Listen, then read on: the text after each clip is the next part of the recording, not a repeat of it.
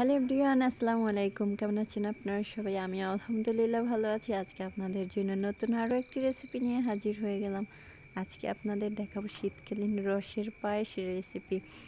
শীতকালীন সময়ে একটি জনপ্রিয় খাবার, সবাই এই পায়েসটা পছন্দ করে। তাই আমি কিভাবে বাসাতেই পায়েস রান্না করি, কথা না বাড়িয়ে চলুন শুরু করা যাক। প্রথমেই এখানে রসটাকে জাল করে নিয়েছি আমি।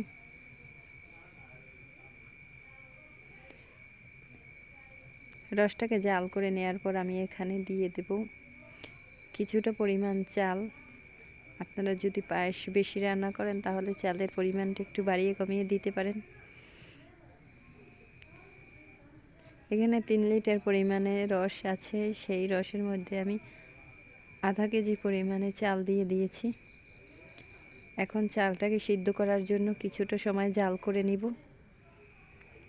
আর অন্য পাশে আমি এখানে একটি কড়াইতে দুধ বসিয়ে দিয়েছি। এখানে 1 লিটার পরিমাণ দুধ আছে, আমি জাল করে এটিকে হাফ লিটার বানিয়ে নেব। আর এই দুধটা আমি পায়েসের মধ্যে দিয়ে দেব, তাহলে পায়েসের স্বাদটা খুব ভালো আসবে। আর অন্য পাশে এই যে আমি চালটাকে সিদ্ধ করে নিয়েছি, চালটা আস্তে আস্তে ফুটে উঠেছে। এখন একটি খুন্তি দিয়ে আমি একটু পরপর নাড়িয়ে দেব যাতে নিচে লেগে না পড়ে। চালটা ফুটার পর এখানে আমি কিছুটা পরিমাণ নারকেল কুড়ানো দিয়ে দেব। নারকেলটা দেওয়ার পর ভালোভাবে রসের সাথে আর চালের সাথে মিশিয়ে নেব যাতে ভালোভাবে নারকেলটা মিশে যায়।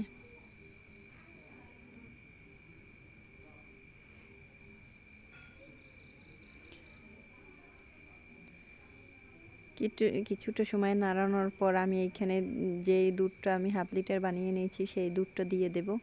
দুধটা দিয়ে আবার ভালোভাবে নাড়িয়ে নেব যাতে নিচে লেগে না পড়ে।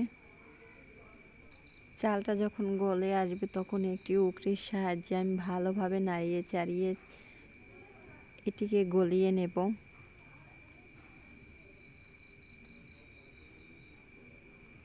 হয়ে গেল আমার শীতকালীন সময়ের পায়েস রান্না।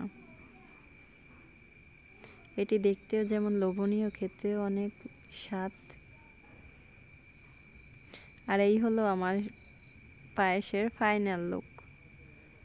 ভালো থাকবেন সবাই, বাই বাই। আজকের মতো এই পর্যন্তই।